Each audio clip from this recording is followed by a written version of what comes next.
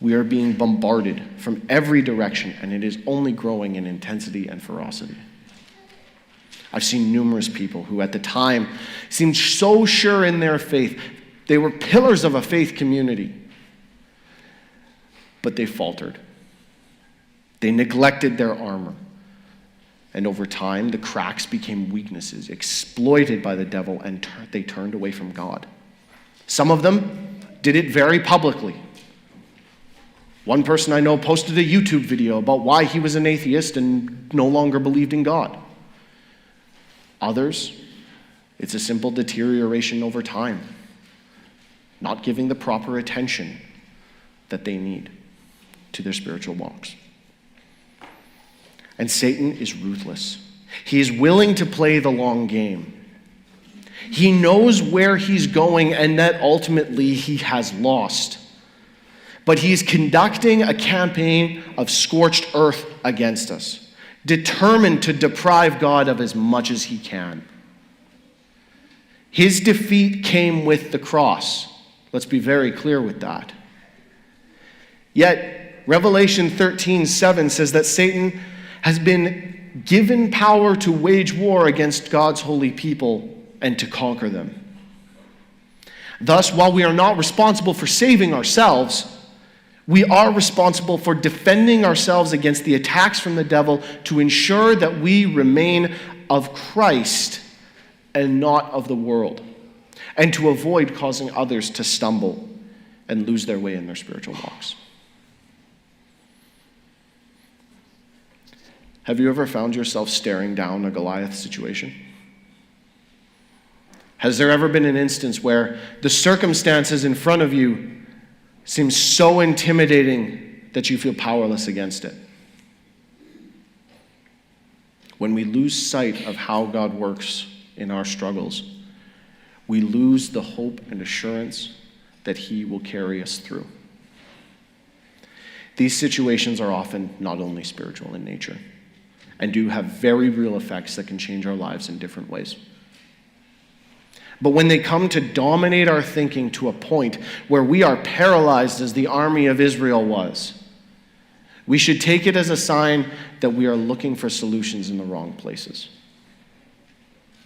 It's in these times when we need to examine our armor and ensure that as soldiers of Christ, we are equipping ourselves with the armor he has provided us, and not the armor that the world would try to impose on us. Eugene Peterson, in his book on the life of David, describes what he imagines David to be doing right before the fight with Goliath. Alone, standing across from the giant, with armies in front and behind him, David kneels at the stream and begins picking up stones, carefully examining each one. He's calm, confident, and at peace, knowing God will give him victory. I like to think that Goliath would be readying himself for battle, getting into a proper stance, readying his weapons, checking his armor to make sure that everything's secure, and possibly turning to face his camp as some sort of gladiator. But we know who wins. We've all heard the story. We don't have to read the end of it. We know.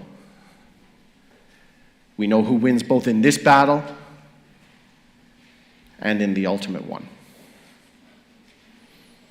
So how will you choose to fight? Will you take your stand and prepare yourself with all of these solutions and advice you can find online? Armoring yourself to go into battle with the world on the world's terms? Or will you kneel, equipped with the armor of God, trusting, as David did, in the Lord, Yahweh, who made heaven and earth and works all things for his purposes? Will you pray with me? Lord, you promised that in this world we would have trouble,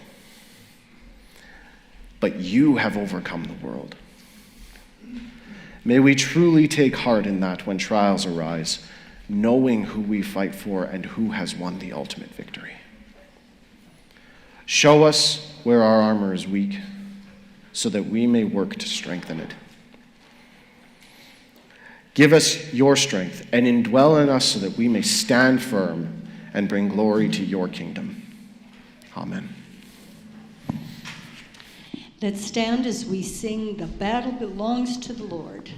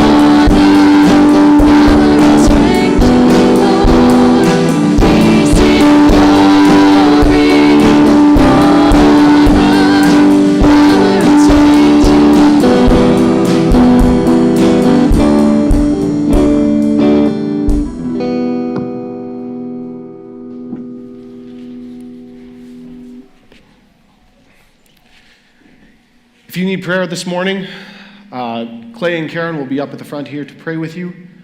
Come on up and see them.